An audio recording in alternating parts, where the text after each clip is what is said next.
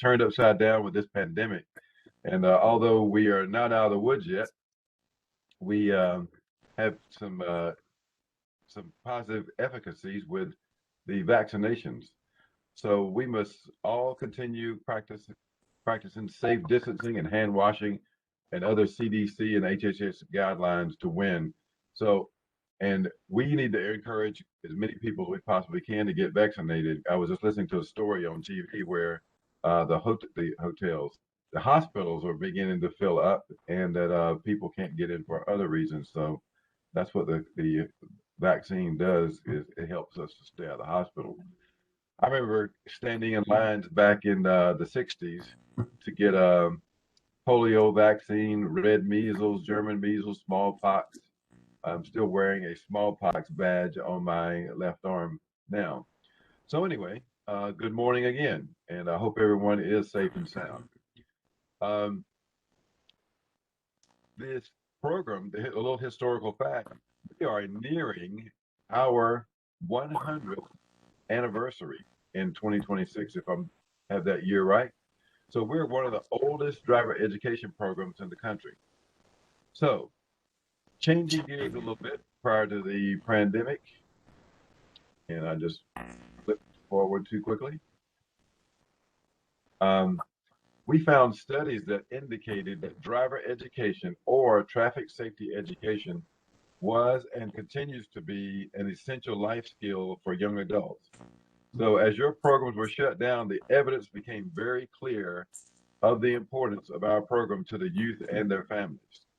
So, those of you who don't know me, my name is Carl Logan. I am the Driver Education Section Chief for the North Carolina Department of Public Instruction.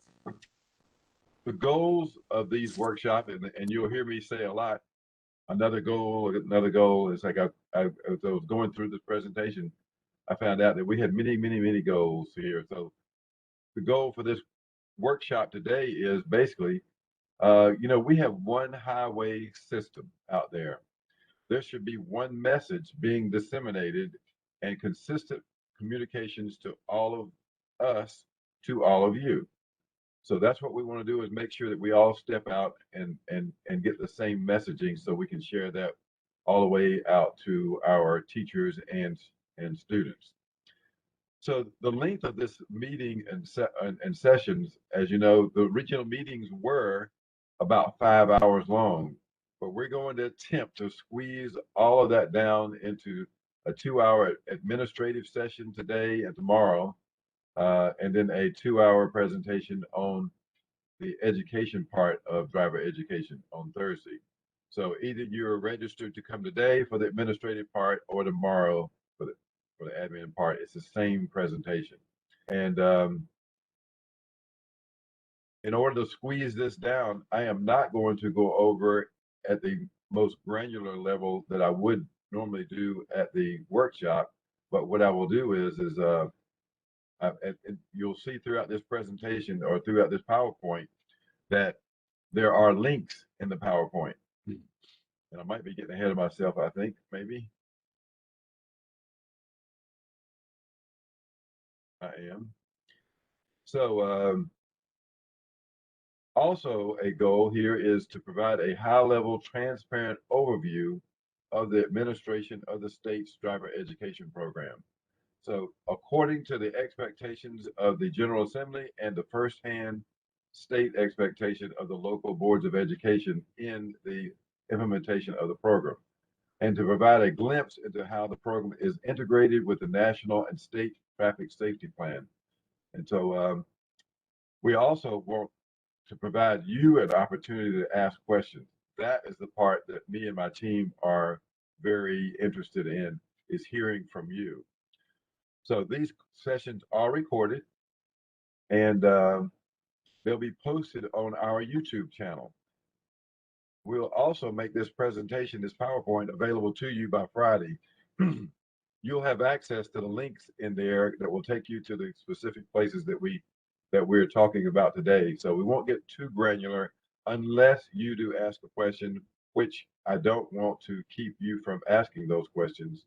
So just feel free to fire away. Um, as far as asking questions are concerned,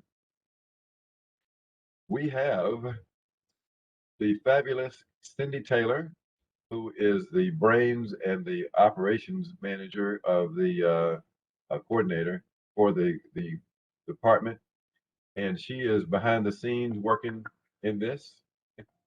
There she is. Just dropped a note in there. Um, she will be monitoring the chat line.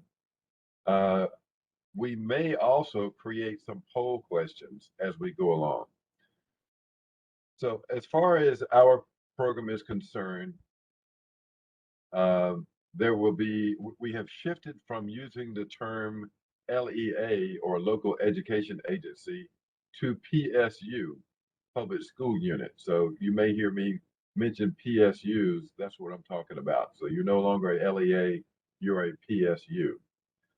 So years ago, these workshops were originally geared toward the local leadership, and we found that a need to open them up to all these other stakeholders.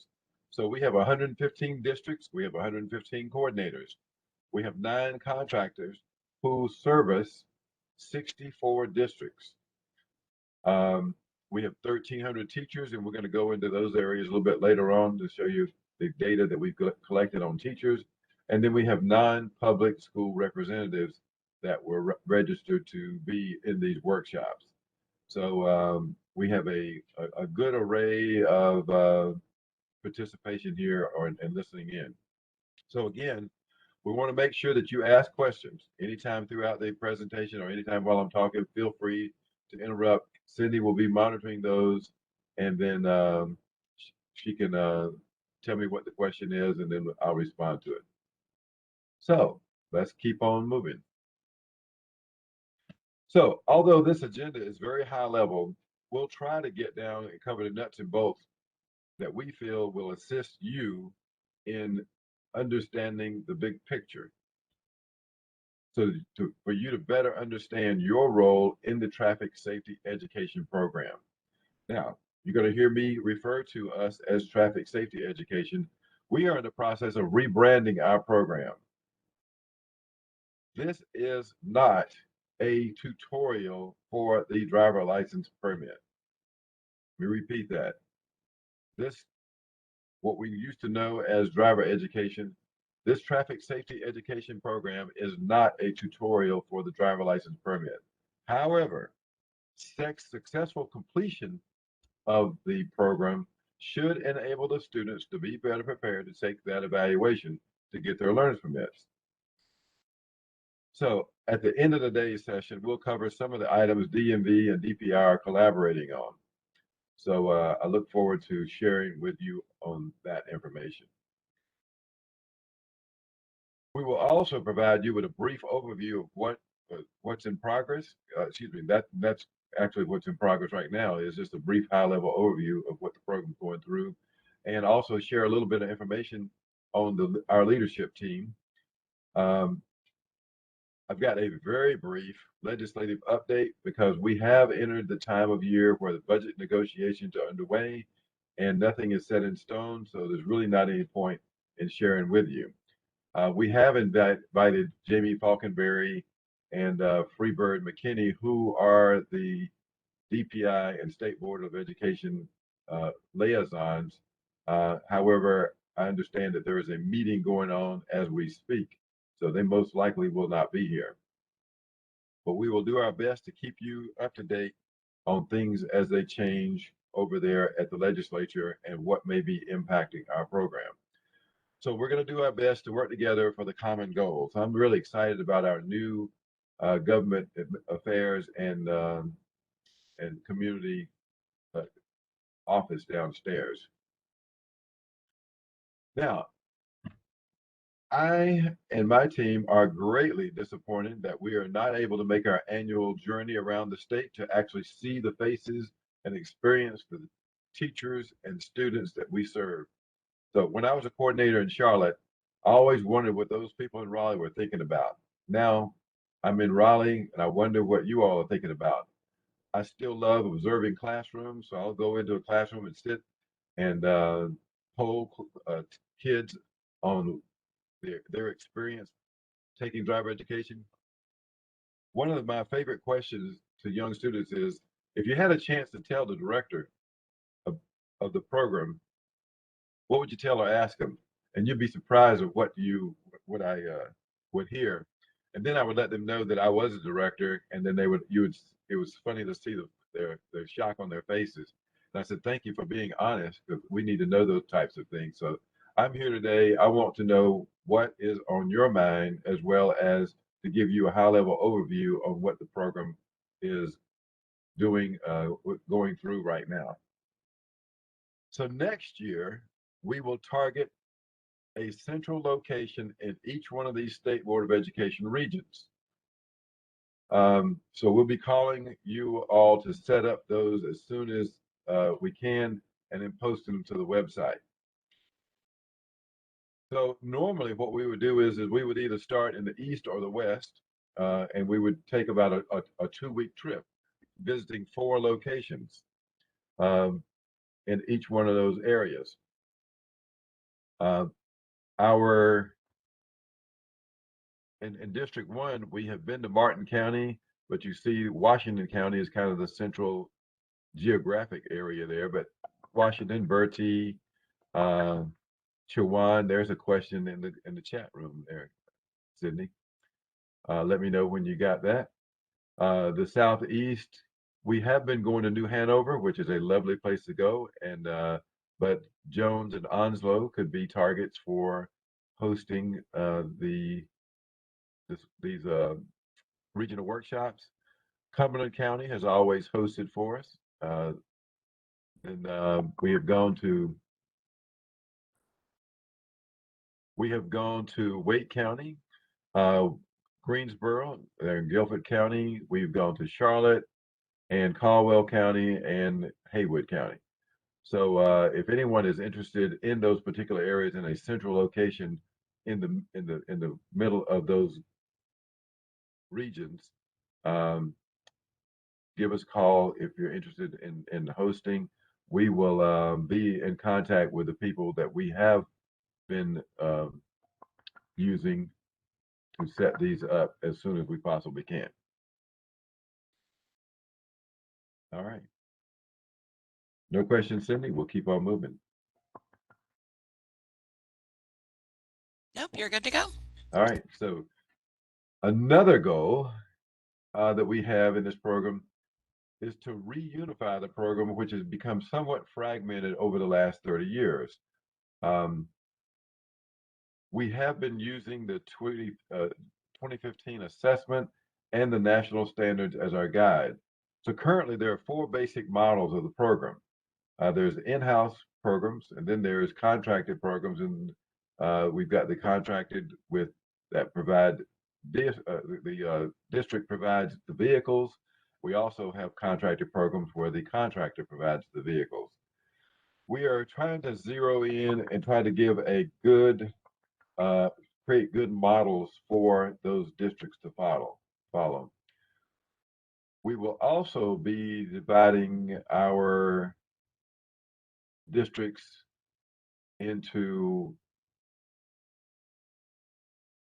groups that where we can provide guidance on you as a district coordinator to talk with someone who is has a district about your size. So we're also looking to do that based on the number of students, 9th grade ADM. So we will be trying to provide that kind of information later on. There are 2 methods currently of teacher certification. The DPI Safety and Traffic Education Program are called STEP, and then there's the DMV Commercial School. We're going to take a deeper dive into that on Thursday. This our goal there would be to iron out some misconceptions and to answer a lot of questions regarding teacher certification. Obviously, with the program over the past 30 years and the allowance of contracting, there are many misconceptions on the role of the contractors at the local level. So we will try to answer some of those questions and to alleviate some of the misconceptions that we've developed during that time. So we're going to provide a deeper dive into teacher certification, recertification, but the if I want to give you an idea on how we've attacked this thing, the national standards has 5 areas. They identify 5 areas. They're called program administration, education training, teacher education, collaborating with DMV, and parental involvement. Of those 5, we nailed that down, or we drilled down to education training, teacher certification, and program administration, and that's how we attack this thing. And we felt like that teacher certification was the most critical one at the moment. We'll get into that a little bit later on. Okay. As far as the leadership team, we are excited about the direction of the program at the state level. Each level has been, each level of administration has already endorsed our program. They support, they provide us guidance when needed, and we want to continue to raise the program back to a nationally recognized program, and we are well on the way. Our state superintendent, I've not had a chance to meet her because of COVID, but I have been on many calls with her.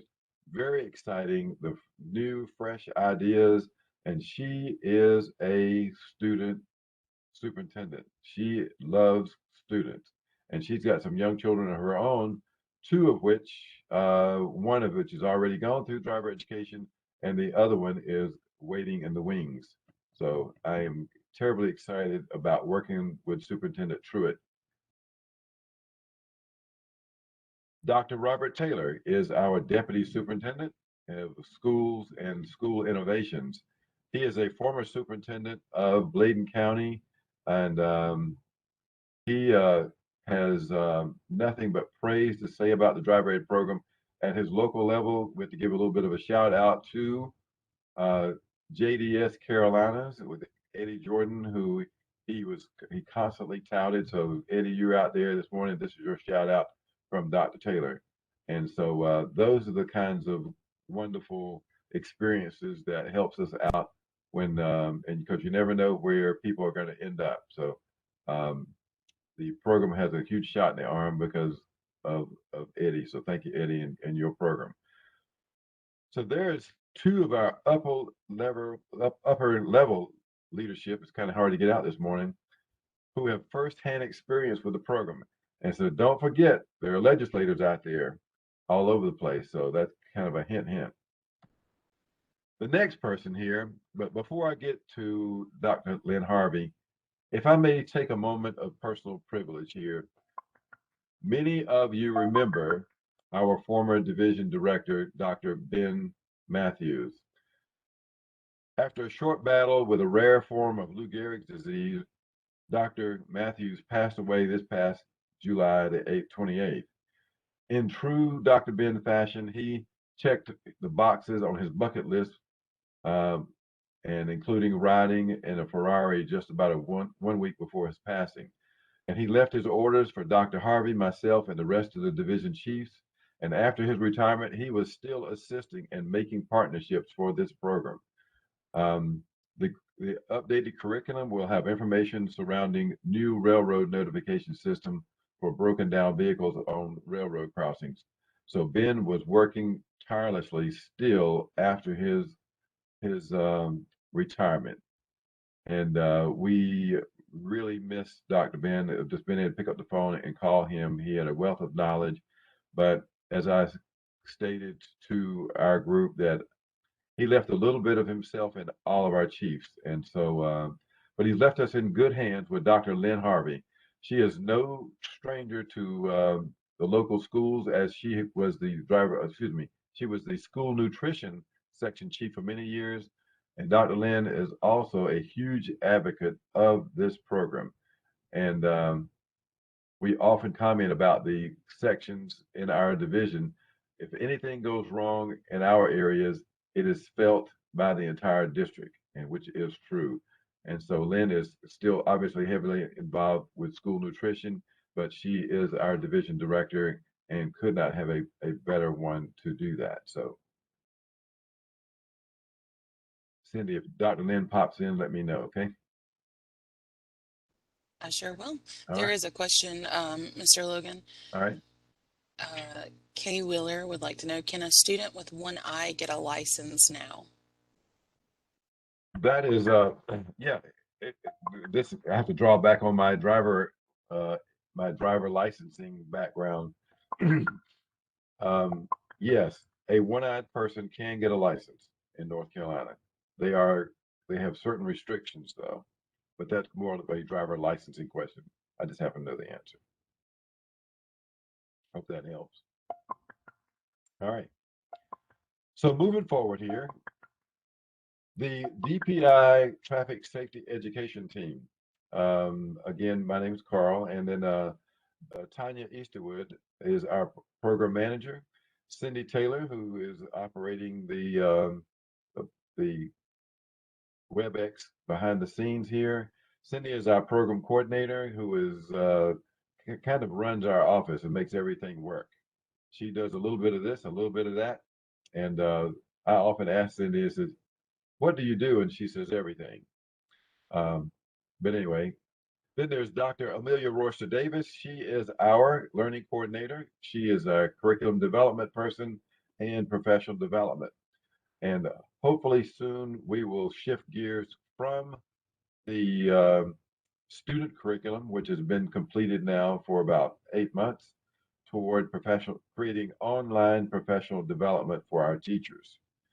As you know, there are limited locations where teachers can get content for traffic safety education. We're hoping um, to narrow that, or so teachers will be able to, or actually broaden that, so teachers will be able to get some professional development in traffic safety. Then we have two retirees. Most of you remember Reginald Flythe and Angie Stevens, who retired, I guess, a couple of years ago. She is also our subject matter experts. They are both retired driver education teachers, and we enjoy having them on now. They are primarily involved in our teacher education program, or STEP, and that they are very, very valuable, still providing, giving back to the state's program. You still doing good, Cindy? All right. Yep, Yeah. we are. So my team doesn't like to get patted on the back, but I do every chance I get. We collaborated with the COVID response team in reopening of the schools last year. It was a massive amount of work to create that document that you received at the local level. Then every single one of my staff has been chosen to work on the national standards work groups. That is going on now. That will be updated, I think, sometime next spring, and that will be distributed to all the state leadership um, and going forward. We have provided a pathway for 150 new teachers, and we'll cover, like I said before, we will cover more about the teachers later on, but we did have a tremendous loss of teachers in a 3 or 4 year period about 5 years ago. And so we've made a significant dent in trying to reestablish those positions locally. We completed the pilot program for the new curriculum. There are 5 districts out there that are actually using the state's program in a pilot phase, and that we will give you more information as we go along with that particular area. We also just recently came back from the 65th annual ADSEA, or the American Driver and Traffic Safety Education Association National Conference in Knoxville, Tennessee, where our team had the opportunity to exhibit our new teacher certification program. So kudos to the team again. The Driver Education Advisory Committee is the purpose of it is to advise and make recommendations to the Department of Public Instruction. So it is not just the Department of Public Instruction who is making decisions about the program. There is a somewhat of a Congress with this committee, that where ideas come from the field, such as meetings like this, We will send those through the advisory committee. The advisory committee can submit those to us, and then we submit them to the State Board of Education. Be reminded that about 3 to 4 years ago, we took over 40 changes to the State Board of Education, and the State Board of Education approved every one of them simply because they had gone through this committee and had been initiated from these regional meetings. So these regional meetings are very, very, very important. And one of the big things that we changed is that you're able now to teach driver ed anytime that the superintendent says it. That means during the school day or weekends or whenever that may be. So there are some significant changes that come out of these regional workshops. By the way, let me go back to this. As I said before, this PowerPoint presentation will be available to you by Friday. And if you'll notice there on the left-hand side of the screen, those are clickable links. And that 115C-215C, that is the statute that states that we must have a driver ed advisory committee. And then the about part tells you a little bit more about the program, about the committee, and the advise or ADVS 008. That is the state board policy on the advisory committee. So you're going to have at your fingertips access to a lot of these documents. All right. The Driver Ed Advisory Committee will be having its upcoming quarterly meeting. We had planned to do it in person next Tuesday. Unfortunately, we've had a spike in this variant. Also, we will be having a presenter who happens to be a retired attorney who is helping the State Board of Education with administrative code. Well, he happens to live in Colorado, and so we didn't feel like flying him in from Colorado to do a presentation. So we're piping him in virtually, and so we just felt like it'd be best, rather than take the risk, we would just go ahead and do that quarterly meeting virtually again. But we hope to be back in person come November. The quarterly meetings are the third Tuesday of every month. Excuse me, every August, November, February, and May.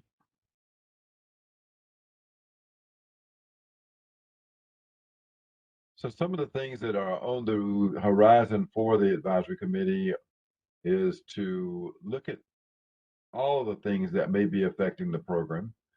Some of the future considerations may be such as we're talking about this week would be some administrative code changes that would be impacting actually the commercial schools dealing with the curriculum. Also vehicle standards, ADAS and electric vehicles, technology, smart roads, all those types of things that we would be discussing in this committee. So there are a number of things that can be brought before the committee, and every stakeholder is represented at the table on those committees. So they are open to the public, and with a advance notice, someone that's not a committee member can present at the local level. Excuse me, in those meetings. Cindy, did I see Dr. Taylor's name pop up there? Yes, Dr. Taylor has arrived. He is? Yes, he is here. Dr. Taylor. Good morning. How are you doing? Good, sir. Good, sir. We were just talking about you. Oh Lord, I hope that was good. I was telling them what a fabulous man you were. There's Dr. Taylor. Thank you for popping in and sharing with us. I think I gave you a little bit of a background on these regional meetings. These regional meetings used to be regional, and we had the opportunity to go out and share with the local coordinators, and it was a great opportunity to go out there and see where you used to work. But we have stolen him from Bladen County, and now we have got him in the thriving metropolis of Wake County there. and just glad to have you, and feel free to share with us. Well, obviously, thank you for the introduction, Carl, and I'm just so glad to be here at DPI and working with such a fine group of people. I can tell everyone that I've discovered over the last 7 or 8 months that I've been here, the kind of work that this entire division does. When I think about the work that Drivers Ed is doing and really the national recognition that you guys have received, um, that just informs me of the kind of people that are working here. And I just know that everyone in North Carolina is lucky to have you guys at the helm. And I just really enjoy working with you guys. I see your professionalism. I see your depth of knowledge. Those are the things that make a difference. Coming from a small rural district in Bladen County, I can't say enough about how much those kinds of districts rely on the expertise that you have here at DPI. And so I'm just glad to be a part of that. And Carl, I'll stay in this meeting as long as I can. I'll probably be in and out because I've got several things going on. But if there's, as always, anything that I can do to help leverage the work that you guys do, then that's why I'm here. I can take the experience that I have from the field and dealing with Drivers Ed, but you guys really do have the knowledge of how this program is administered at the state level. And that's all the stuff I want to continue to learn from you guys. And so I think working together, we'll certainly get every district where they need to be and give them the kind of advice they need to make better programs for kids. So appreciate all the work that you're doing. Thank you, Dr. Taylor. A question or two. Actually, Superintendent Truitt has reached out and said she wants to pop in tomorrow. But could you share some of the goals, initiatives, some of the North Stars that the superintendent and the leadership team are working on? Absolutely. As you guys know, at least I hope you're aware that the big work that we want to do is really called Operation Polaris. And it's not necessarily any new work, but it's about how we take the existing work and coalesce that and make it into one concerted effort to assist children in schools across the state.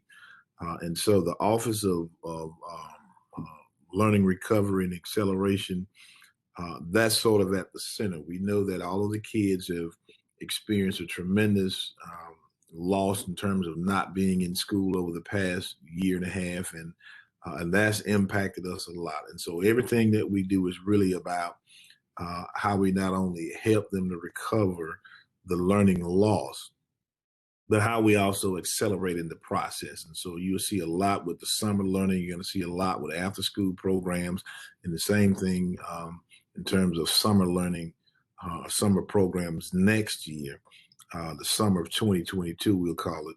That's kind of the idea of what we want to be able to do with ESSER funds and our ESSER plans.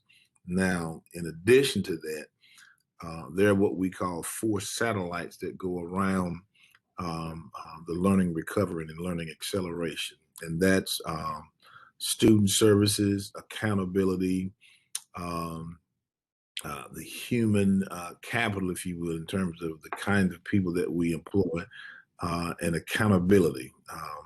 And so we use those 4 satellites, and they're tied together through equity. And every particular group is tasked at making sure they develop what we call SMART goals that'll help us determine how we move students forward. So I'm responsible for what they call the student services portion.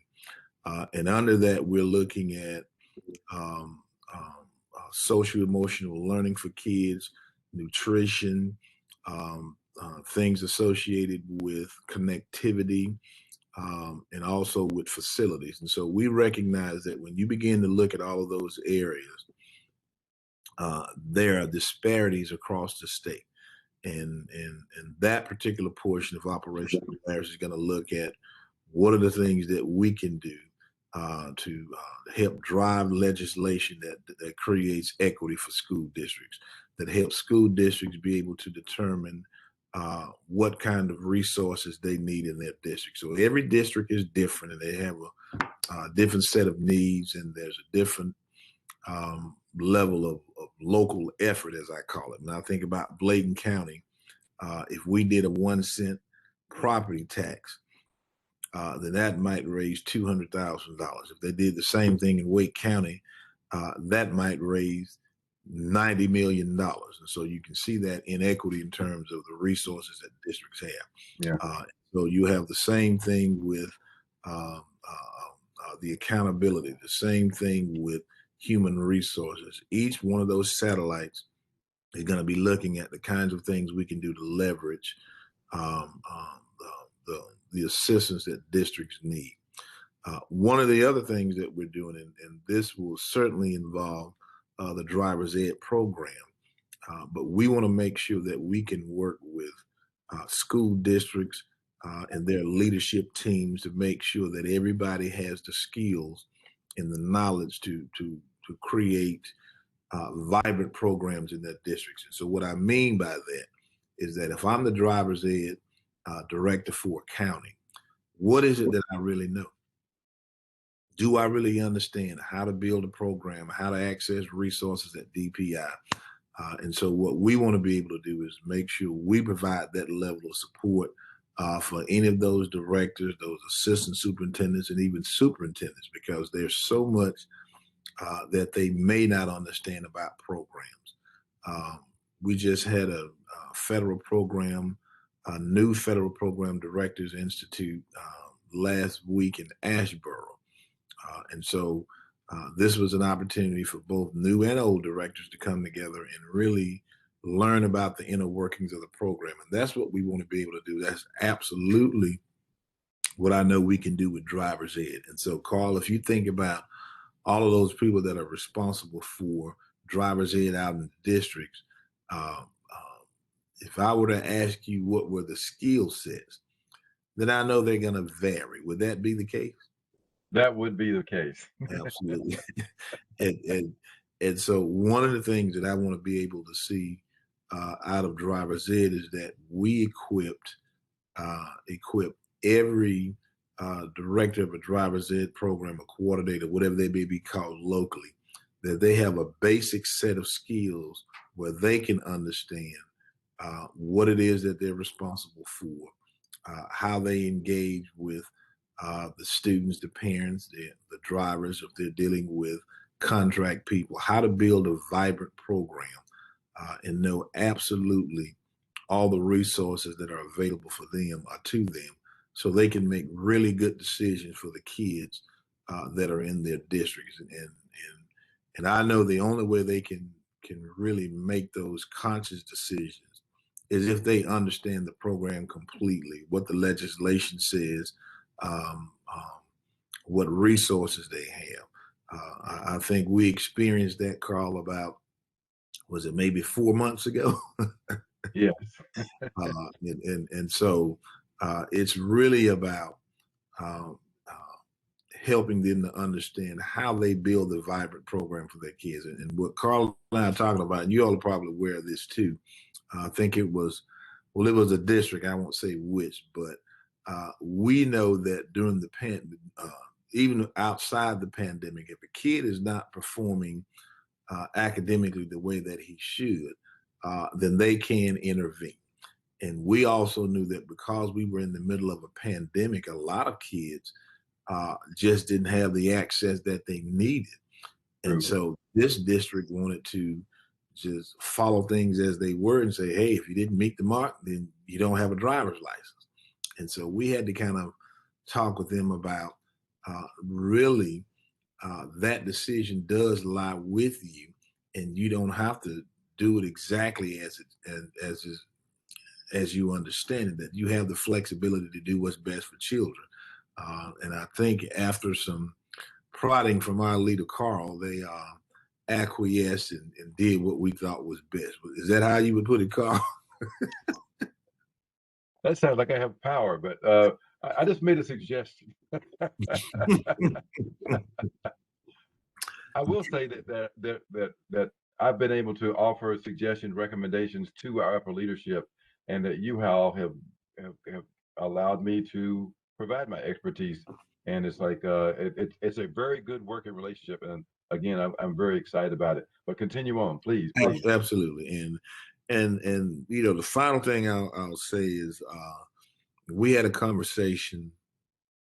This was probably about 3 weeks ago, and I'm trying to get an understanding of where we're going to be as an organization as it relates to uh, uh, the program platforms that we use. And I know that Driver's Ed has built a really good format for districts to be able to report out information, and that's through the Google site and the Google Docs. But we know that the district is moving, the department is trying to move away from the Google sites.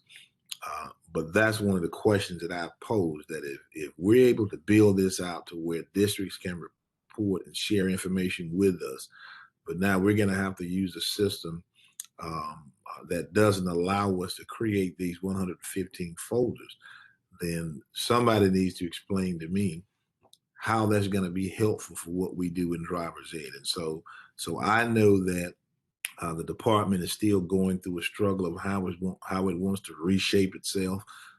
But as I've said continually, we don't want to be in a position where we do damage to ourselves unnecessarily trying to create a new platform. As my grandmother would say, and you all know this, don't cut your nose off just to spite your face. And so we want to make sure that we continue to allow people that work in the department to be productive, because I'm not an idiot. And I know where the real work is done is by the people that I'm talking to right now. And our goal is to make sure you got the resources and the tools you need to be productive. And so, Carl, with that, I don't want to just go on and on and on. If there are any questions or anything that anybody would want to ask me, now is certainly the time to do that, and know that I'm here for everyone. But any questions that anybody would have for me? You can unmute yourself or type it in chat there real quick. But as always, Dr. Taylor, it is great having someone at your level to be able to recognize the program and understand its importance. He came in to this during it was a terrific time, wasn't it?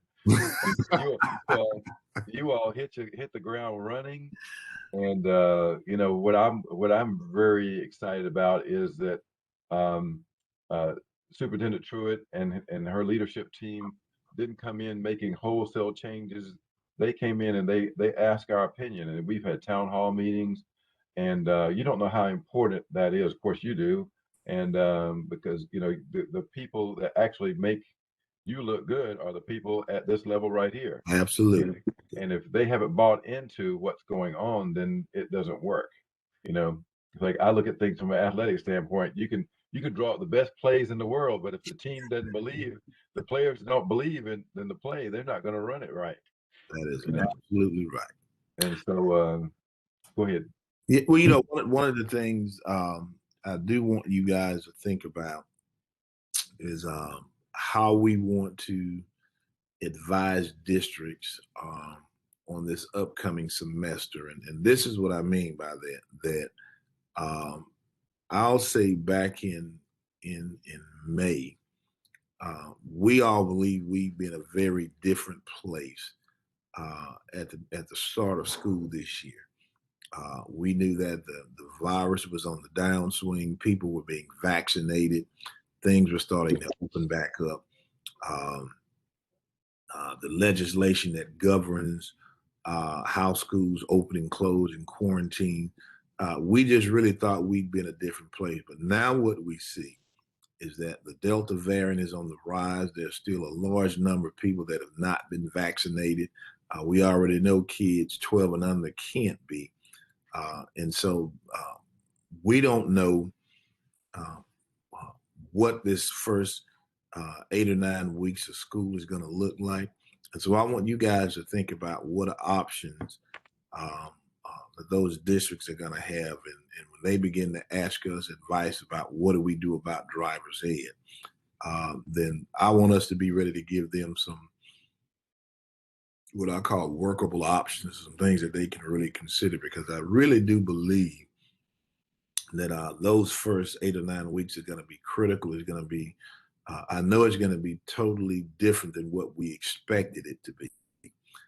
And I hope that we can take the experience from the first year and a half after March 2020 and recognize how important driving is going to be to some kids and some families. Carl, you know, everybody figured that out real quick, didn't they? They did. They did. I never knew I'd be so important. I actually, there were questions that went to our upper leadership, General Assembly, and all the way to the governor's office. And I got a note from the governor's office one day, can you answer this question? And they copied me on the response back to the constituent. It's like they didn't change a letter in there. It's like I became somebody. Yeah, you're always somebody, man. Don't let them fool you. But go ahead. No, I was just going to say here that before you came on is that I was telling this group that we are this program, this traffic safety education program is not a tutorial just for kids to get their driver license. We are a traffic safety program, and I feel like that we should be integrated into the fabric of the school safety program, and that not just driver education safety, but COVID and everything regarding it. And so we should be sharing the correct messaging that you and I receive from HHS and the CDC. Mm-hmm. And so that's what we want to make sure that we're sharing that. I have a little bit of a bit in here regarding that, regarding correct information on that, and I will be pointing them to the HHS and the CDC website and on our website where they can get accurate information to share with students and not what you hear on the street. And that is absolutely what we need to be able to do for people out in the field, actually in all areas, whether it's driver's ed, curriculum, you know, whatever the case may be, athletics. We all recognize that a lot of communities are split over what they should or should not be doing. In those instances, I'll go back to what you said, Carl. Our first duty and responsibility is to let people know what the law requires them to do and what it allows them to do. And so, in many instances, communities are going to be able to make a choice about what they do. It is not necessarily our duty to tell them which choice to make, but to say that this is what's available to you. And now at the end, you all are going to have to make a choice as a community about what you want to do. And when I look at the people on the call, there may be 20 different opinions, but we need to remember that our primary duty is to talk about what is required and what choices they're able to make, and then they can decide those things for themselves. And there will certainly be times that they may ask for our professional opinion, and don't ever be afraid to give that, because that's what we have, professional opinions. I was a superintendent. I told my board all the time that you pay me for a professional opinion. And it's not something that I feel. It's not something that's, the hairs that's raised on the back of my neck. I've been trained in this and I've done it for a long time. And that's what I'm here for, to give you my professional opinion. So when I look at the people on this call, you guys are professionals. I mean, at the national level. And so don't ever be afraid to provide your professional opinion when asked. But certainly let that be our job, is inform people of what they have to do and the choices that they can make. And then these local communities have to do that for themselves. Cindy, did anyone have a chat question, or does anyone have a question now? Just hit your space bar and just ask away to Dr. Taylor. I do not see a question for Dr. Taylor at this time. Well, Dr. Taylor, this is another opportunity that you have come in and seeing what we do. I did mention I hadn't mentioned yet that we had a retreat for the driver education staff back in June, Mm. and Dr. Taylor came in and I realized how busy he is because they are being pulled in a lot of different directions right now. And he came in and he sat with us for about an hour and a half. Well, And I tell you, I saw a lot, I learned a lot, and again, I'll just tell everybody, I got to see firsthand the level of expertise, and that's what really makes you feel good as a deputy. That when you have that level of expertise and people in your area, it just makes it so pleasant for you. And all I need to do is to know what you need and plow the road for you, because I know you guys are doing the work, and that is what I can go back and tell superintendents and people in the field, that we got experts here and they know what they're talking about. And so if you have questions, certainly ask them. But know that these people are working in your best interest, and they're not going to do anything that's not in your best interest. And so I was just glad to be a part of that retreat for the time that I was there, and I could see up close and personal the kind of people that we have. well, great. Again, it's great to have you here. I hope you can stay on for a while. This is supposed to go on another hour. I'm going to get down into the granular level of some of the statutes and policies of the administration of driver education, and just to give our district leaders a little bit of an idea of what it is that they need to know, and also that this PowerPoint presentation that I'm showing has links on it that they would be able to go back to and read more in depth on on what we're doing and why we're doing it, and then where and how that's guiding us into the future. Okay, and I'll hang around as long as I can, but do your thing, and I'll be here listening. All right. Well, and feel free to comment at any time you'd like. But anyway, as always, I'm just tickled to death of having someone that's fresh from the local level and that knows firsthand what it's like there on the ground level. Absolutely. I've our section has prided itself on responding to questions and comments as fast as we can. I know that we have a 48-hour turnaround time on responses to emails, but my thoughts is if someone from the local level asks me a question, that means that something just came up and they're kind of out of business with that particular area until that question's answered.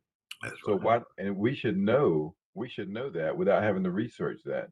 So we try to respond to those as quick as possible. Absolutely. All right. All right. All right. Well, thank you, sir. Thank you, sir. Moving right along, legislation. As I told you before, we have entered the long session, and this is I'm sure to the legislators who are on the inside there, it probably seems even longer. The negotiations are, I think, underway under the budget bill for this particular year. We were mentioned in the Senate version and in the House version for the for funding. So that we like to squash all of the rumors that used to circulate quite frequently every year. But as you know now, we have a permanent funding solution in that's in statute, and that we have actually we're in the process of asking for a little bit more money to implement the standard curriculum, which is required by statute. We're still waiting on two of those projects, and what Dr. Taylor was talking about as far as providing our districts with as much leadership as possible, because we realize that you all wear a lot of different hats, and that a lot of you don't have the opportunity to focus on just driver education. So we want to provide as much regional support as we possibly can. So we had a regional support project that we submitted to the legislature, and we're waiting to see how that will work out. But just as soon as that we find to gain information about any of those things as they become etched in stone, we will let you know. On this particular slide is um, evidence that the legislature does think about driver education. These are bills that were afoot this year that were directly impacting the driver ed program. Um, those in red are either in Senate rules or they're all in Senate rules. And they have been there since the date that you see there on the screen. However, Senate Bill 69 actually went into law in this summer. So that one is in law. You can click on that Senate law link there, and it will give you more information about that. But I'm sure that most of you already know that this decreased the amount of time that the students had to keep their learner's permit and they could go get their license. It started out at 12, as you know, and then it went to 9, and now it's at 6. But this will sunset, I believe, at the end of this calendar year. So I would have to read that. But anyway, you can read up on that. And I believe it states at the bottom of how long this will be in place. This was because there was so much interest, and I'll say interest, there was so much interest from constituents that since the driver ed program had paused for 4 months, that many students were had lost the ability to get their license um, on time. So because of the driver license offices and the driver ed program. So we'll see how this works moving forward.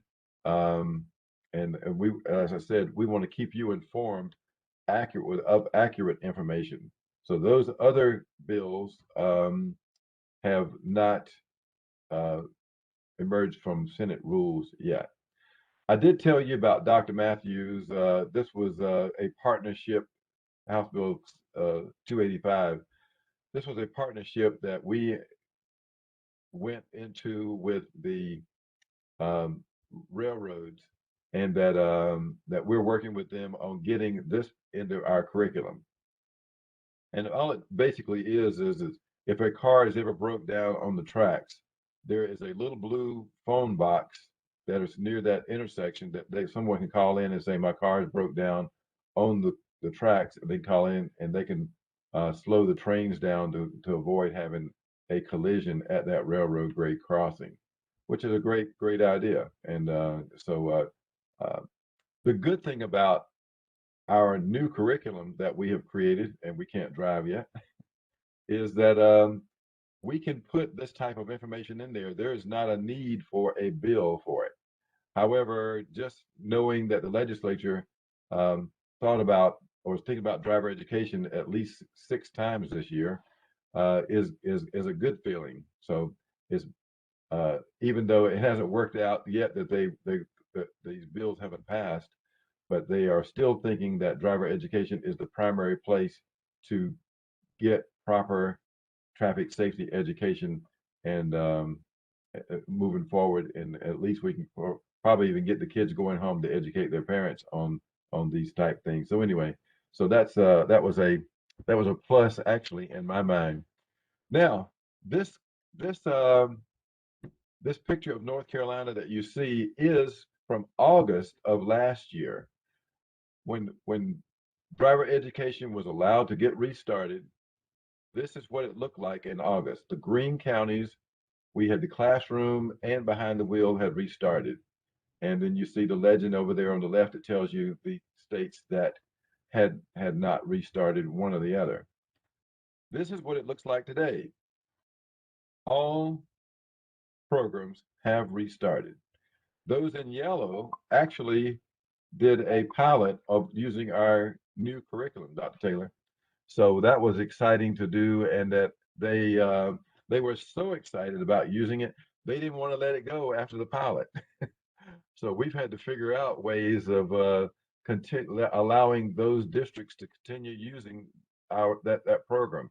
So as you know, we have requested funds for that, but we'll figure out as we go along here. But we have I like to say we have a Cadillac sitting in the garage, and we're going to drive that thing one day. Anyway, so but the entire state has restarted, and we're doing quite well with moving kids forward. This is the some of you know that I referee college football, and this is a presentation that we had from a professor at LSU University, and uh, the Tigers down there in Louisiana. And Dr. Catherine O'Neill, she shared with us some information on the COVID.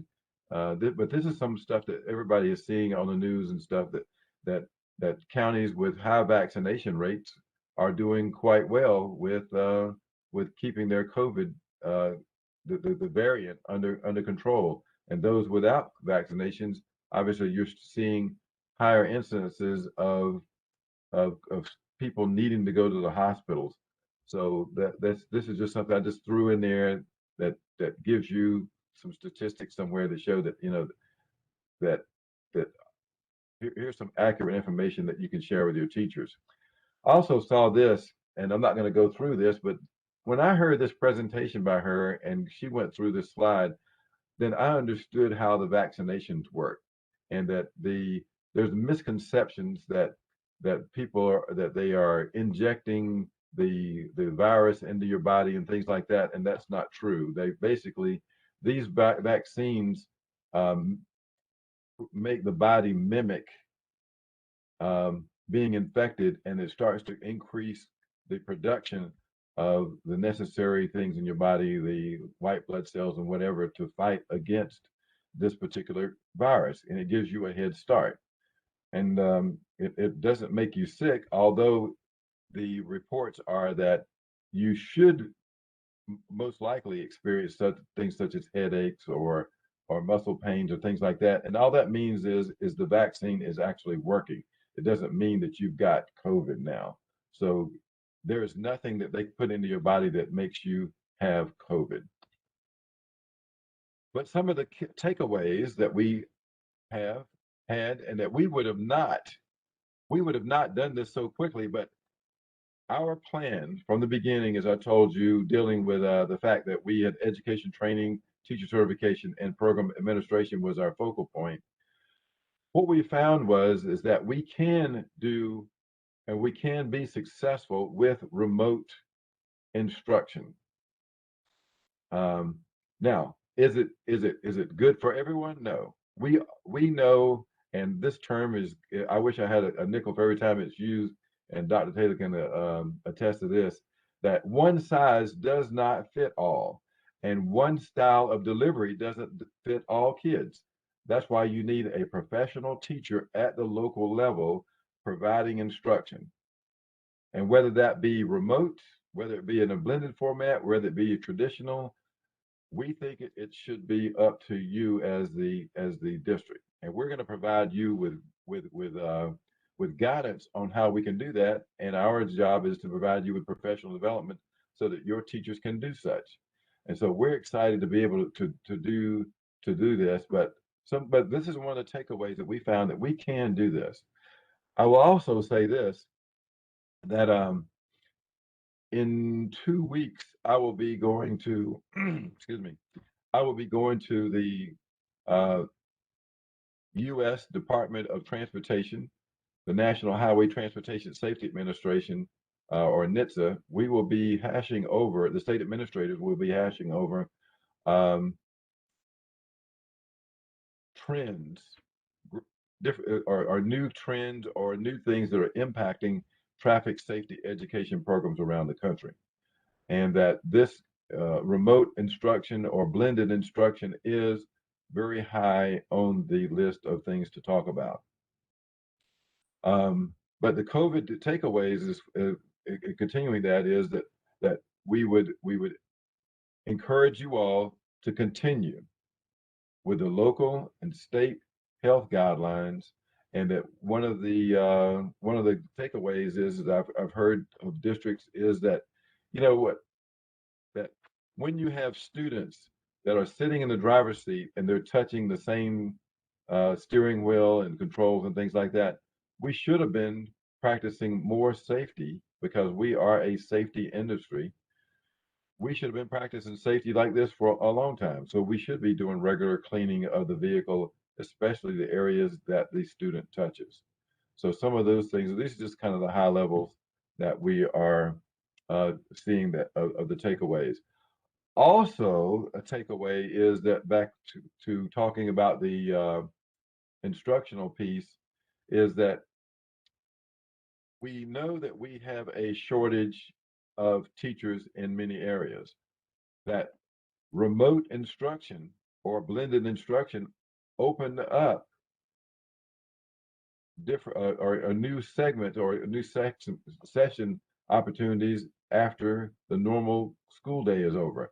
Most of you have access to schools or classrooms from 3 to 5 in the afternoon, but some teachers would be able to teach 2 classes a day or at least parts of 2 classes a day by teaching from a 7 to 9, excuse me, or a 5 to 7 or a 7 to 9 block. So it allows those teachers to teach to double their output on as far as um, educating students. So anyway, I know that I always use Mecklenburg County, but he was the first one that I heard mention that was an option. Although everyone is looking forward to getting back to traditional um, classroom, and I understand that, but it does present some options to you if you're behind in catching up with students. This is the slide I was talking about. When you get this presentation on Friday, each one of these little headings here is a link to um, more information and accurate information on COVID. So I would encourage you all to go to these, and just like we're here, the executive orders. So if I click on that, it's going to take me to eventually,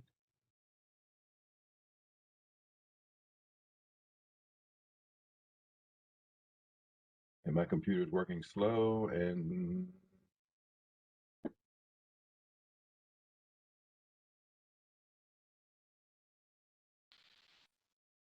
bandwidth must be an issue. At any rate, there it is, and it takes you to executive orders. So each one of you have a pathway to go get accurate, up-to-date information regarding COVID. Excited about that little thing there. I know how you all can get busy out there, but I tried to find an opportunity to ways to serve you as best we possibly can. So anyway, you'll have access to accurate information up to date right there on the slide. All right, next slide.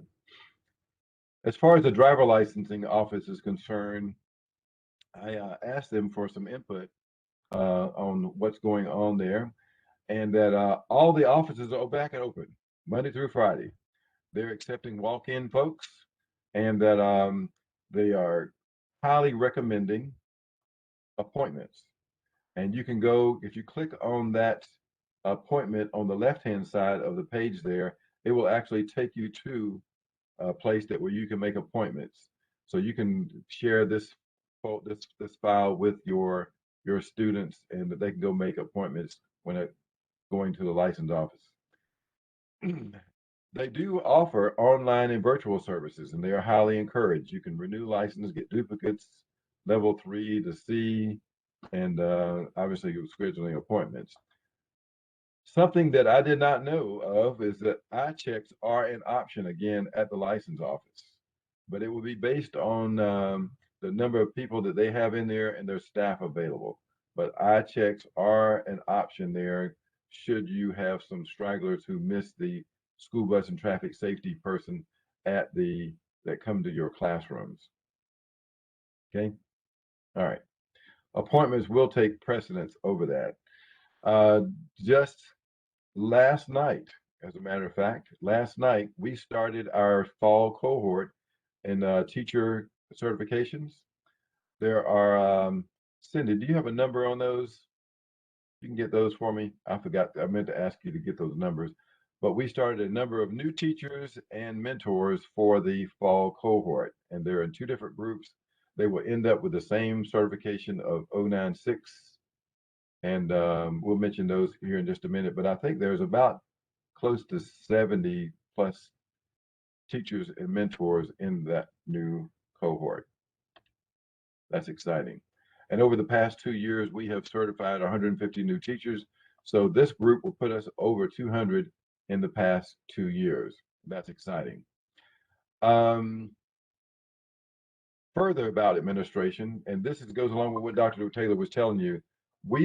There's 69 new teachers and 23 mentors is what she popped into the chat. Something Dr. Taylor was telling you about was that the driver ed program is integrated into the fabric of all education at Department of Public Instruction. This is not just an outlier. We are looking to make sure that we are included in, and that we also can provide solutions to the superintendent's goals and the goals of the State Board of Education.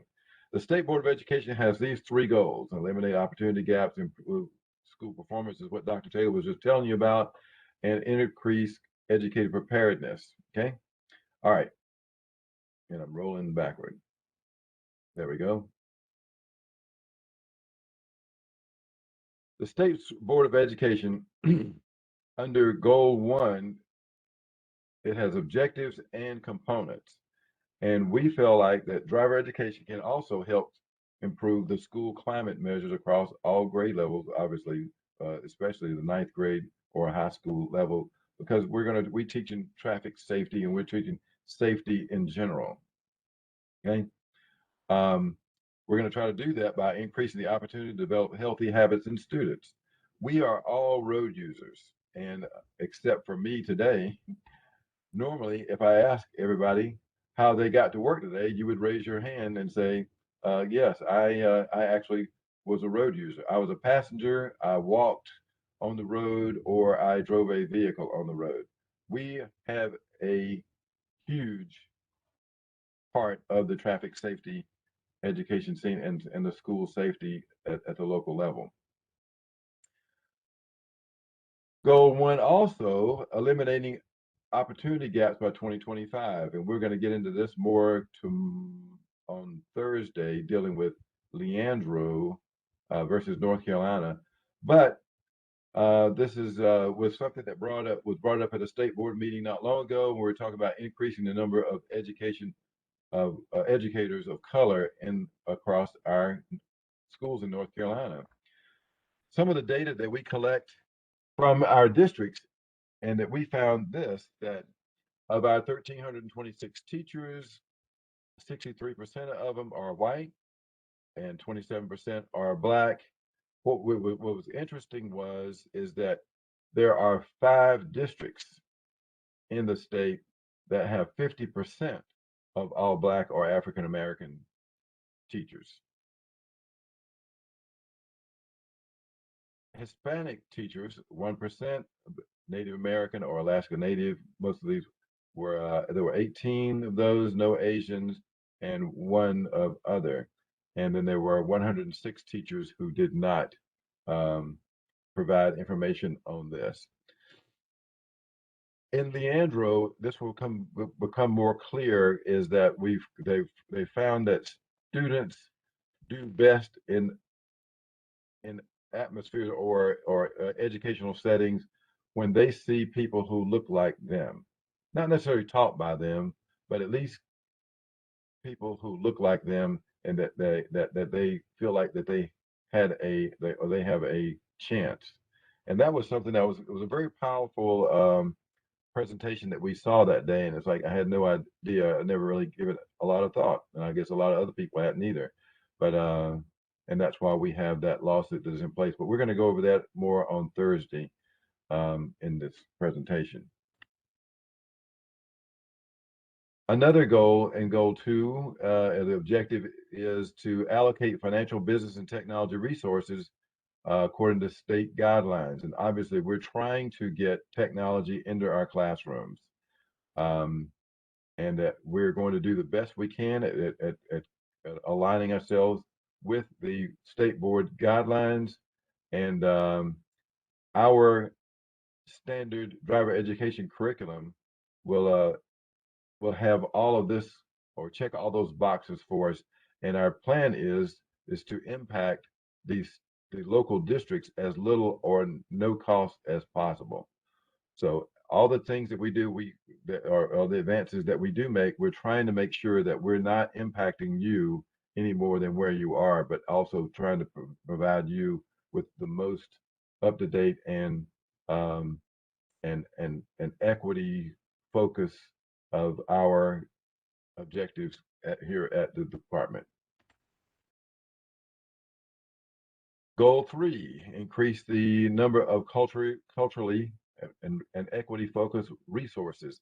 Inside of our new curriculum, we have made sure that we check these boxes to make sure that we are doing our part for education of students. And that we also, as I mentioned before about our regional support project, we are increasing the number of mentors available. Many times, teachers, once they finish college, university, or trainings, they would go right into the classroom and there's no assistance whatsoever. Our regional support project would help to eliminate those gaps uh, should the funding come available. So I'm hoping that that will work for us, but we will try to figure out a way to uh, align ourselves with state board policies and goals. Anyway, so that being said, that got us through the state board goals, and you can see that driver education is right in the fabric of those goals and the initiatives of the state superintendent and the state board of education. Now, another attaboy, I didn't say this one earlier, but the national standards, the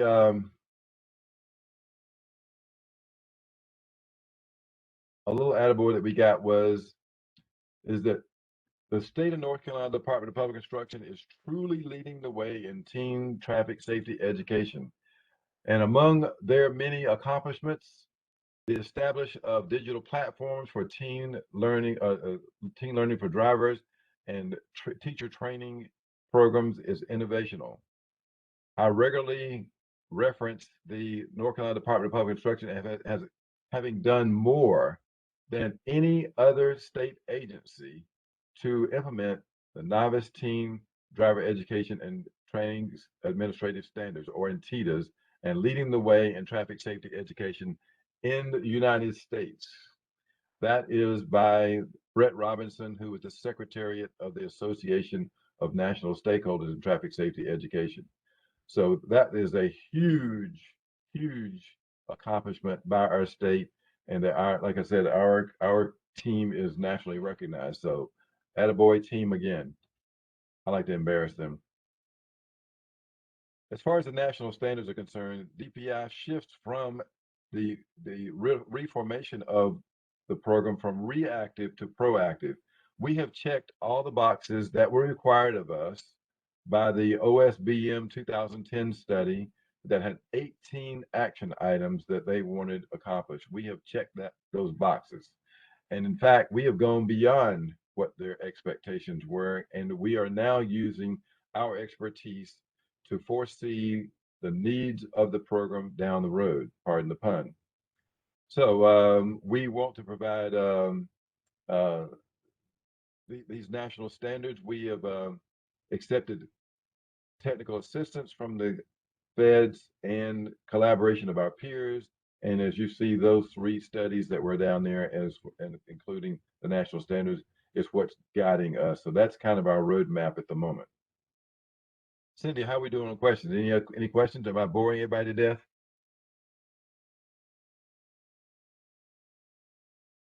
There is a question from Ann Clark. It says, has any accommodation been made on the grades necessary to obtain an eligibility certificate due to the pandemic? Um, that that's not an easy question to answer. As Dr. Taylor was mentioning before, the recommendations that we were giving the districts was, and we're going to go over this on Thursday, talking about driver eligibility issuance. But we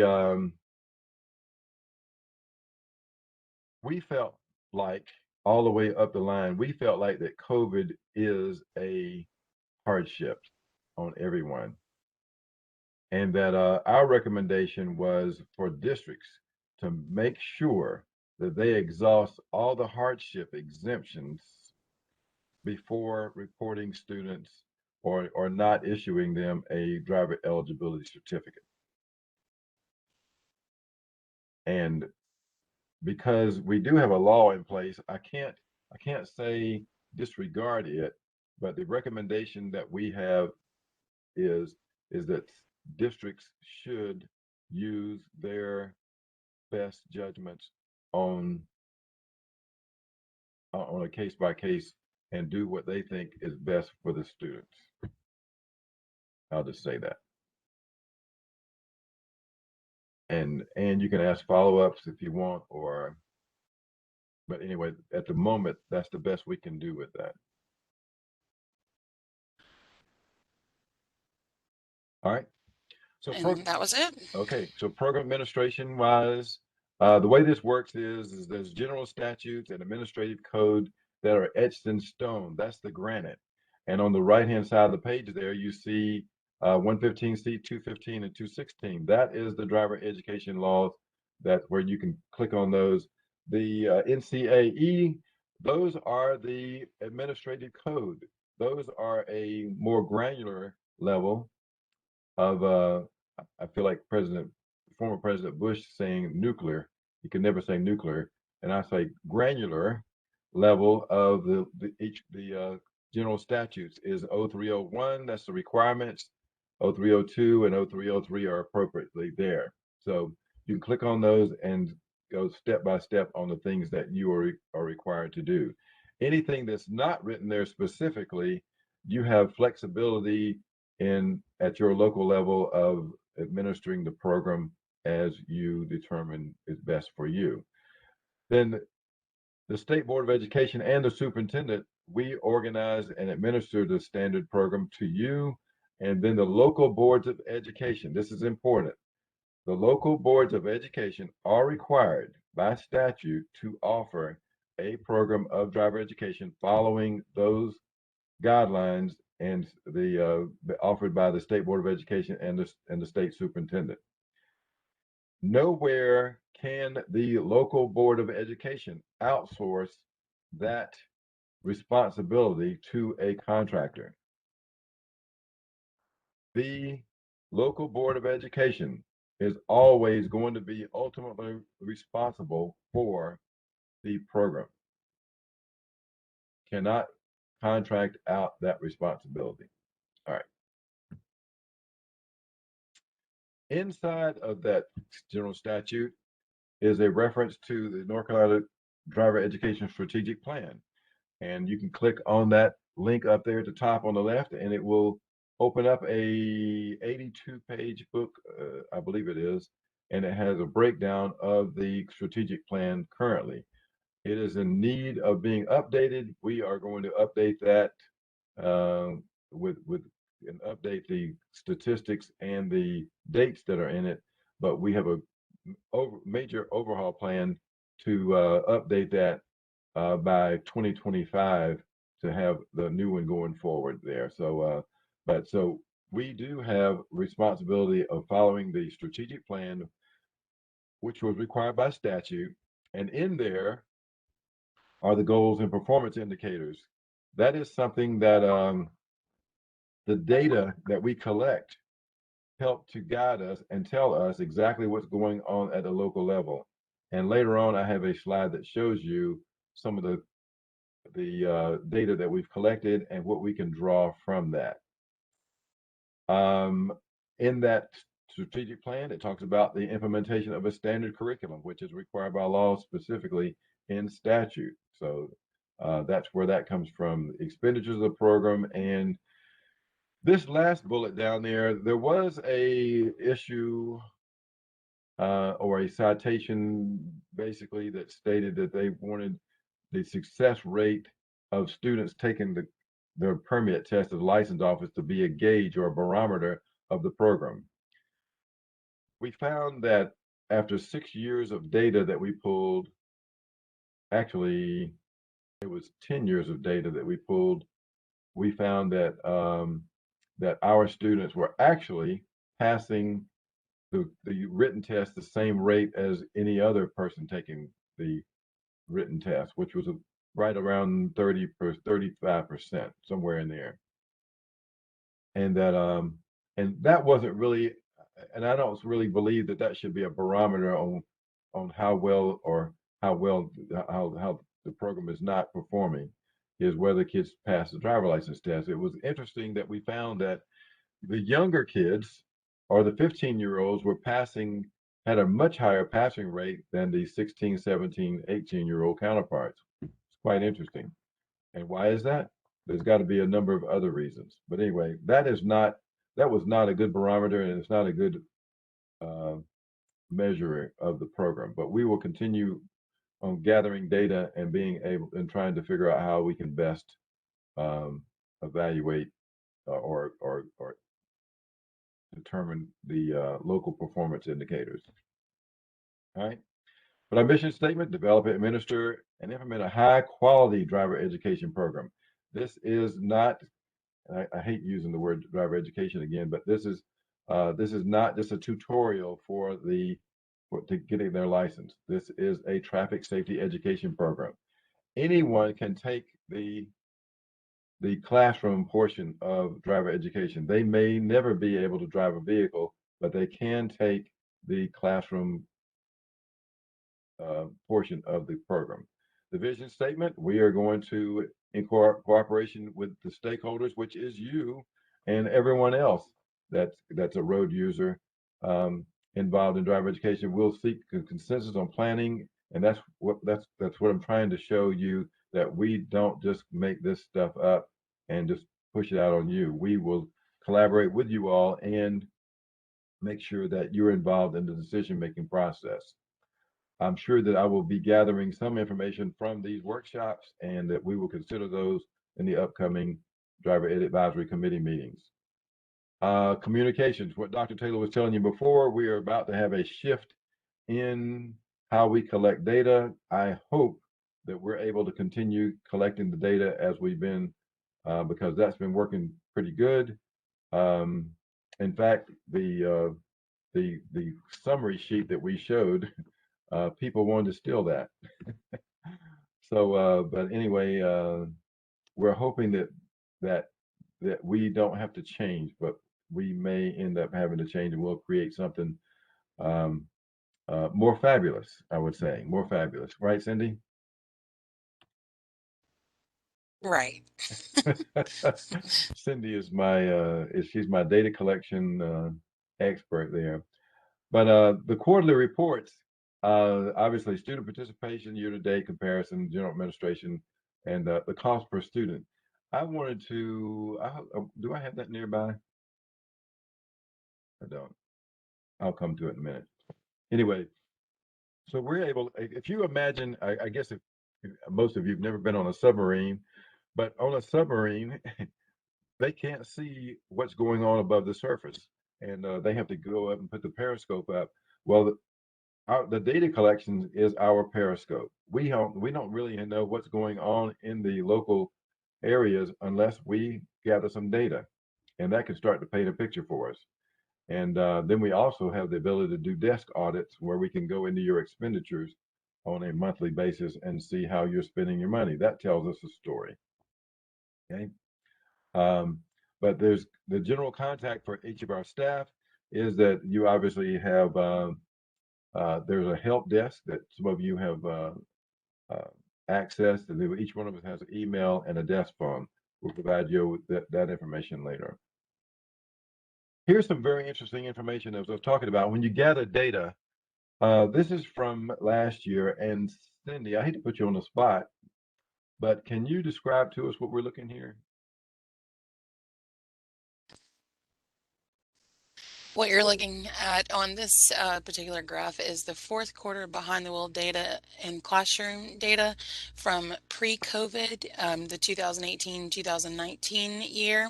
Those are the blue bars, and then the 2021 school year, where we're getting back to normal, is orange. So we are just showing the progression in the numbers and how far the districts have came, such as we've taught more in the COVID year 2021 than we did in pre-COVID in the blue bar, which is the 2018-2019. So we're just showing the progression in that we're getting back to normal.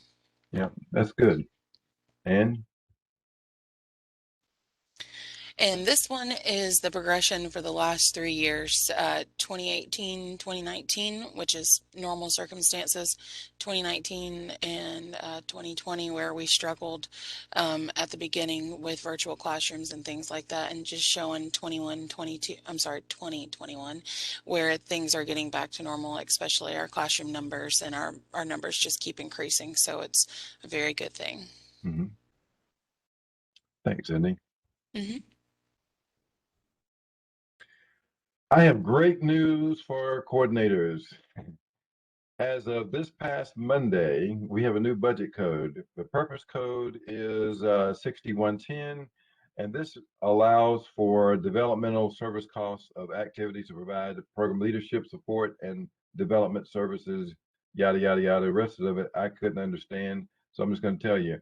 There is a way that you can pay for your coordinator or local coordinators can be paid directly from driver ed funds as they are providing a service for the program. You can also pay for some more support staff out of this particular um, budget code. As I said before, we will be monitoring these to make sure that we are using these accurately. But we feel like that this will give us a better participation and support from the local boards of education by having someone on staff who is paid from driver ed funds to oversee the program. So that's we're hoping that this will help that. But again, this just went into effect this past Monday, so things are happening. So I feel like that was a great shot in the arm for our local boards of education. Moving right along, I'm going to pick this thing up. I may have to kick it into high gear, then if I have permission to speed. Is that the local boards of education, mainly dealing with the State Board of Education goal of Drive 004. It talks about the program availability. This program is to be available all year round, and it is available, should be available to all public and charter, private, homeschool, and federal school students. The time of day, the classroom, behind the wheel, all of that is determined by the local superintendent. So if your superintendent wants to allow you to offer classrooms during the day or whenever, that's completely up to you all. So several years ago, that was taken away of not being able to offer during the school day. So that your superintendent offers that that allowance. The class size can be whatever, but the max is 50. However, since COVID, we have not been able to determine what is best practices for classroom sizes, and that we recommend because of our learning coordinator. She has been teaching remote classrooms for quite some time. It is highly recommended, highly recommended that you don't have any more than 25 students in your classroom if you are teaching remotely. Okay. There are some strategies that where you can increase the number of kids in those classes, but it was going to require more than one person of helping to facilitate or administer the classroom. So that we are looking to provide assistance in those areas as we move forward. Curriculum requirements are listed in the um, state board policy there, and you're required right now to use elements of the ADCIA 3.0. We know that that went out of production several years ago, but the standards are still out there, and that's what your curriculum is to be based on at the moment until we're able to drive our Cadillac out of the driveway and get it out to all the districts. Teacher certification is also talked about in the requirements, and we'll talk about that again more on Thursday. That is a very, very complicated and well, I'll just leave it at that. Very, very complicated. All right. Did I put this in the wrong place? Yes, I did. Teacher certification. This is an area that we're going to be looking into. We feel like that we need to clarify some of the parts to this, but local boards of education shall create a process for checking the driver records. And we're going to be also adding to that mix of physical assessments for your teachers that are teaching behind the wheel. We've had some incidences that led us to believe that we need to require the districts to have some kind of process on determining if teachers are physically able to teach on an annual basis. Okay. As far as contracting is concerned, local boards of education are able to enter contracts. And those are the areas, or those are the criteria on the right-hand side of how the contracts should be determined. And most importantly, this has been an ongoing debate, but contracts shall specifically require the contractor to adhere to the admin code that is listed there on this slide. You can click on 0303, but basically that is telling the districts that those contractors, when they are teaching in their schools, they are to follow the school contract that is issued by that local board of education. And I'll just leave that at that. As far as compliance is concerned, again, there's I tried to make these slides so where you can use them as reference points later on, but there's the other two admin codes. I mislabeled obviously one of them there. I'll fix that before it goes out to you all. Expenditures, here's a link to the budget planning. So if you want to know how much money we have available so far this year, obviously that has not been etched in stone yet, but we're looking at about $190 or $191 per student at the PSUs, charter schools, and federal school students there. So that's basically what you're working with. The state planning allotment, this will tell you if you go under the admin part and I think it's under dollar, it will tell you the number of, I'm sorry, check that. The state planning allotment tells you the number of students that we have based your allotment on, or that your ninth grade ADM. That's where we get that particular number from. So if those numbers don't match what you all have locally, I would take that up with your local planning or local budgeting department to make sure that the ADM is correct on that. But that's where our allotments are based on.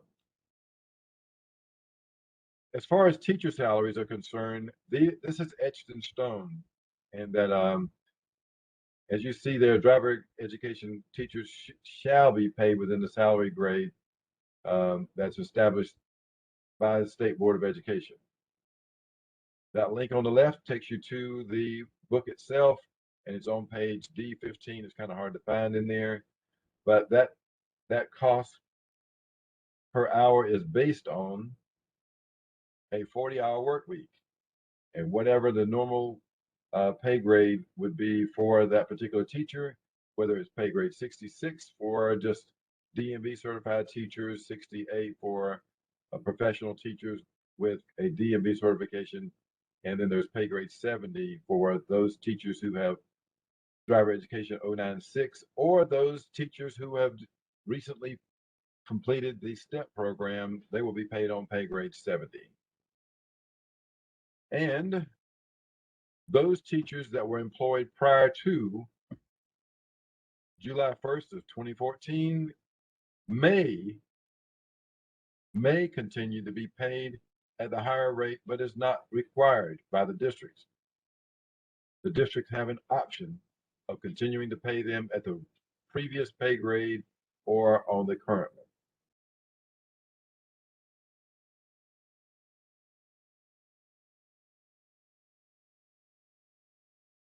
All right, here, I believe the fees. Local boards of education may charge a fee up to $65. Don't have to, but may charge them. May charge them up to $65. If there is a fee charged at the local board of education, you are required to have a waiver in process, a waiver or a reduction for students who meet the qualifications. And that is based on economic hardship. Your district has the ability to determine what that actually means as far as your district concerned. Economic hardship. Some districts use free and reduced lunch totally, and I have one district that I can't think of the name of right off the top of my head, but they use there are 10 items, and free and reduced lunch is one of the 10.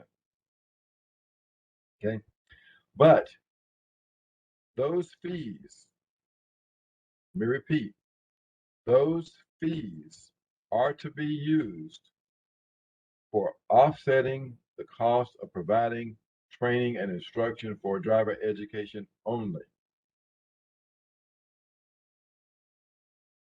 Those fees are to be used to offset the cost of providing the training only for driver education. Let that marinate for just a moment. All right.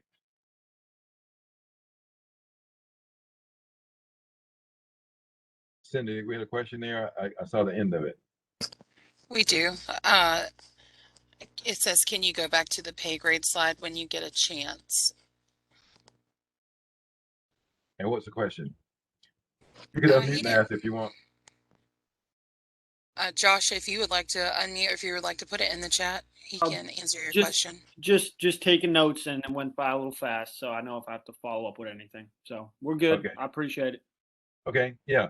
As I said before, you'll be able to click on this on Friday and go to that salary guide, and that is in process right now, or in progress right now.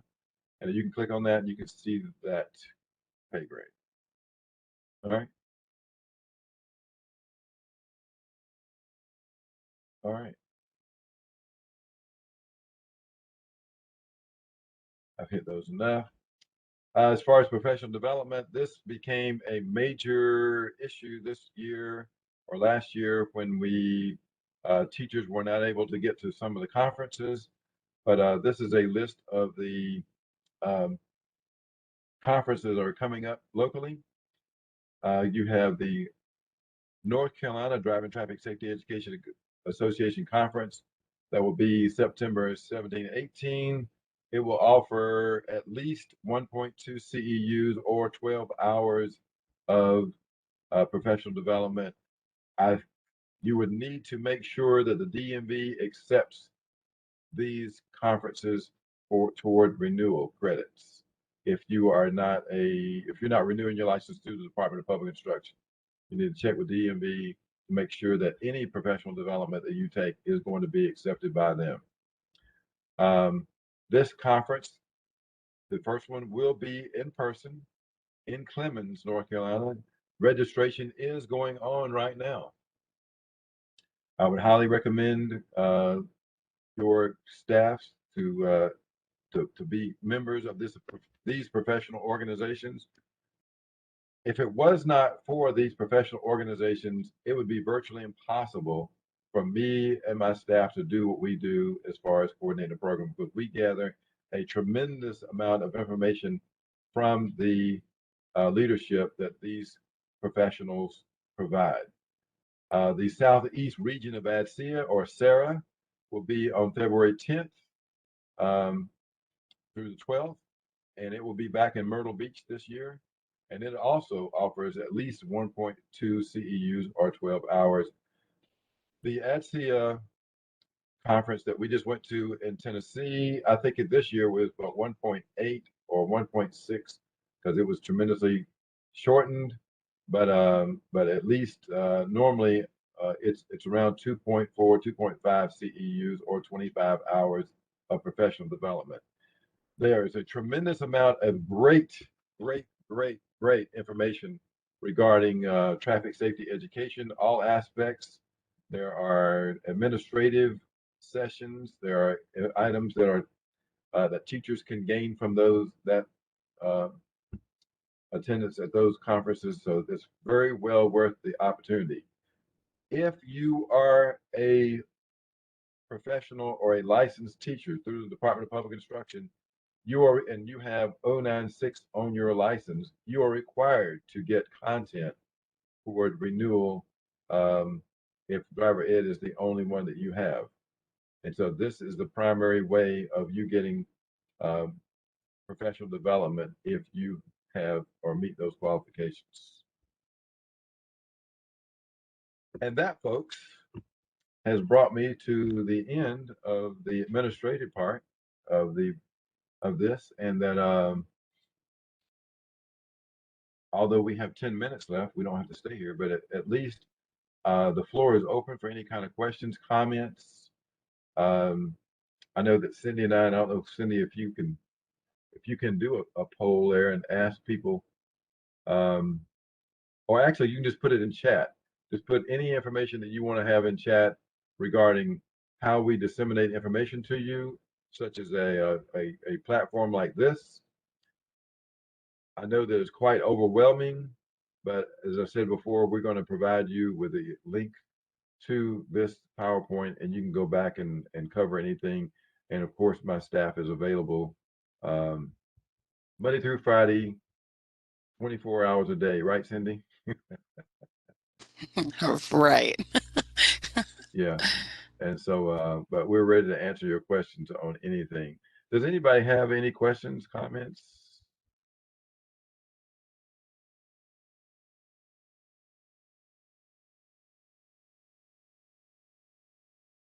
Yeah, what would you, I'm new to the role, by the way, district driver's ed here in Johnson County. I look forward to working with everybody. I was Coach, just curious on to, Coach, how what's you that? doing? Yeah, Coach, how you doing? I'm doing great, doing great. Thanks for all your help transitioning, getting started, especially some neighboring counties reached out to me. But what would be like acceptable backlog from classroom to driving? I know we're in a different times coming out of the pandemic, but I'm just trying to assess how functional we are. Well, I'm going to give you two answers. That most times prior to COVID, we were looking at about that the districts who offered classes monthly is that once those students finished a class in a month time, that they would start driving immediately to at least 4 to 6 weeks. And so we have found that that would be best practices, and I know the state of Oregon does this, is that, and of course, let's see here, Oregon, Georgia, Ohio, I know that their students are driving within a few hours of after they are enrolled in the classroom. Now, I know the question popped up is, well, they have to finish the classroom first before they can take the behind the wheel.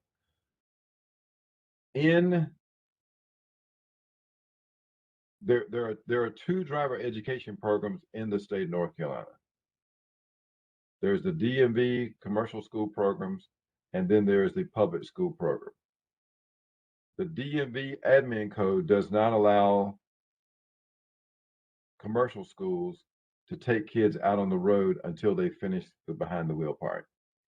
That does not exist in the public school program. So all I'm saying is that our goal is to one day work to where kids, once they start the classroom phase, that we would be able to start moving them toward getting them in the car as soon as possible. And not the concept or the funny thing about it is when we've been in this for so long and we've done this the same way for so long, there are a lot of things that we think that are the requirements. But the best practices would be that a student would be taking certain parts or experiencing certain parts of behind the wheel while they're in the classroom. Now, driving a kid starting at hour one until and going 3 or 4 or 5 days and to finish them, or 6 days to finish them, that's not the best practice. The best practice is would be allowing the student to have a learner's permit and to have the teacher working with them at the same time they're in the classroom. So you've got the classroom teacher, the behind the wheel teacher, and also parents that are working with kids during this process. That is a weak place in our current administrative process, is that we're requiring the students to finish the classroom part, and then they're waiting anywhere from a few weeks. Some districts are caught up, but there are some that are behind for several months, as many as 6 months.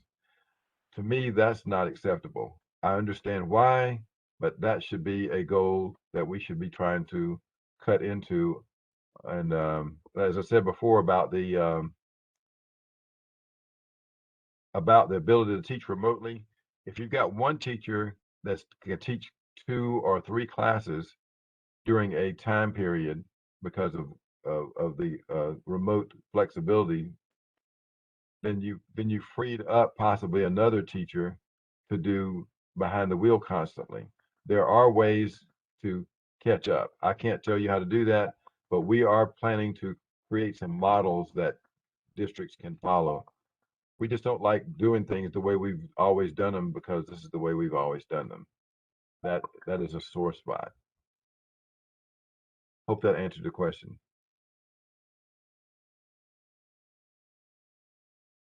Hey, Carl, how you doing, sir? Fine, sir. My name is Asim McGill, and I'm in Martin County Schools. Mr. Clay Wagner is who you've been working with recently. We're in the transition. I'm gonna be moving into that role for Mr. Clay Wagner here. Clay Wagner, how about that? Yes, Well, sir. yeah, we would have our regional meeting there at your location. Yes, sir. And I've actually yeah, hopefully we can talk about that soon. Yes, sir. My question to you, Mr. Logan, for and you might answer this on Thursday. It's 2 questions. I got 2 questions. First of all, a lot of times in your smaller districts, as in Martin County, I know we know the rules about 14 and a half before you can take the driver's education course.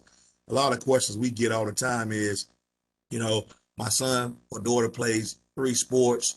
We're not available to take the class. Could they take the class potentially before they were 14? They were 14. They wasn't 14 and a half, and we had some room available. Could they take it? We understand they won't be able to do the behind the wheel till they were 14 and a half. That's one question we always get. And the next question is, can you differentiate between I understand that people get the 096 on their teaching license versus the teachers who took the DMV course. What would be some of the difference you would say, Mr. Logan? Your first question first. I will say that in statute, it says that students can take the driver ed or enroll in driver ed at 14 and a half years of age.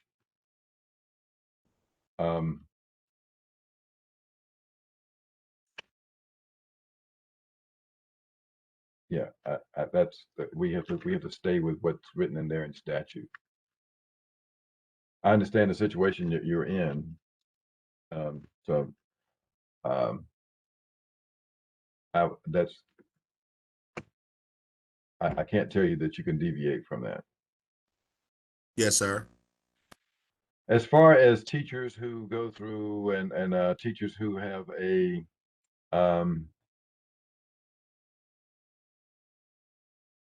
an 096 on their teacher's license, that the program that we created called STEP, Safety and Traffic Education Program, is an acceptable program that was approved by the Professional Educators Preparation Standards Commission, or PEPSI is what we call them. That is a legislatively appointed body that submitted our program to the State Board of Education for approval, that basically gives the teachers to get college equivalent certification to teach driver education. Many of you know that the driver education program went away at the um, college and university level, and there are only a handful of professional driver education locations in the country. North Carolina happens to be one of them. Just so happens a lot of states reached out to us wanting to use our teacher ed program. Right now, we would like to help them. We don't know how we can do that at the moment, but we're working on the possibility to do that. But that 17-week course, we feel provides them with the minimum of what the equivalent was with the college university program. I took that program and I took only 12 hours, and it took there were 3 semesters that I had to do that in.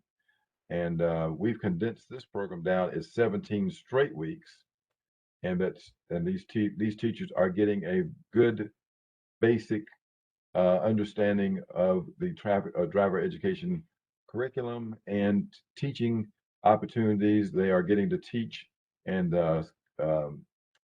their peers, or at least making a video of them teaching somewhere.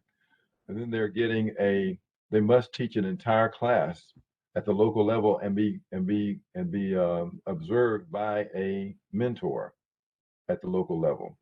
And then they have to teach 2 groups of students. Prior to many years ago, I'll say many years ago, prior to coming to the Department of Public Instruction, I worked with the Division of Motor Vehicles, and that training program is 80 hours, and 16 of those 80 hours are geared toward the behind the wheel piece. So the significant uh,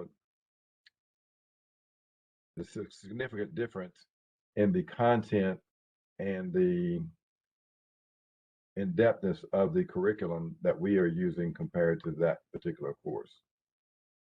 I will, again, on Thursday, I will go into more in depth, but there is actually a major issue with teachers who went through the DMV program years ago.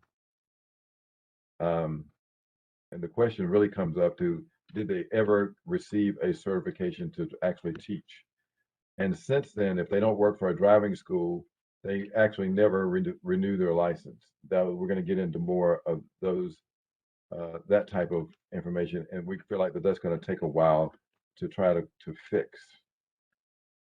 Our goal is not to have anybody lose any teachers, but because it wasn't their fault, but there is an issue with if teachers are not going to work for a contractor, our recommendation is that they do not take the DMV course. If those teachers that don't have a professional degree in teaching or professional license to teach, that you as a coordinator do not allow those teachers to go take the DMV course. Thanks, Carl. Hope that helps. And Yes, welcome sir. Thank aboard. you. Welcome aboard. We look forward to working with you. We felt like this, even though this is a stakeholder workshop, Cindy and I know that we are getting about probably 10% turnover which is about 10 to 15 new coordinators a year, and we felt like that you all were probably thrown over in there, and probably you better than some, with Clay being there, because Clay has been very instrumental in helping and working with us over the years. But we wanted to provide an opportunity to give some guidance to you as a new coordinator. So whatever we can do there, and I hope that this has helped some. I know there's a lot of information. I know you're going to have a lot of questions over the next few months, but we're still working toward providing a better orientation for our class each year of new coordinators. Thank you. Mhm. Any other questions parked over there, Cindy? Yes, there is one more. Ann Clark says, are we still using the program to take permits and or license from students who do not meet the grade requirements each semester with the pandemic affecting students? That was the same one as before, wasn't it? No, she asked it again, so I'm not 100% sure. Maybe she wants to speak on it if she's asking if we're still using saddles for that particular program. With the program. Yes, saddles is still being used for that. Yes, saddles is still being used to report students who are not making progress. However, again, I would highly stress that districts exhaust all the possibilities, conferences, hearings, whatever it may be, do everything you can possibly do to um, assist the students during this time, because it is the, I don't know if it's such a thing as an unofficial opinion, but we at DPI feel like that the COVID virus pandemic has been um, a hardship on students learning, and that it has been such a hardship that it is being considered in statute to relax that, and it's still being discussed. So I would say try to avoid that uh, if at all possible. Exhaust every possibility of any kind of intervention at the local level as possible to alleviate having to suspend or not issue a student his DEC. I see a thank you from Ann. Always great to see you, Ann. She's right north of me. I'm in Charlotte. She's in Mooresville, North Carolina.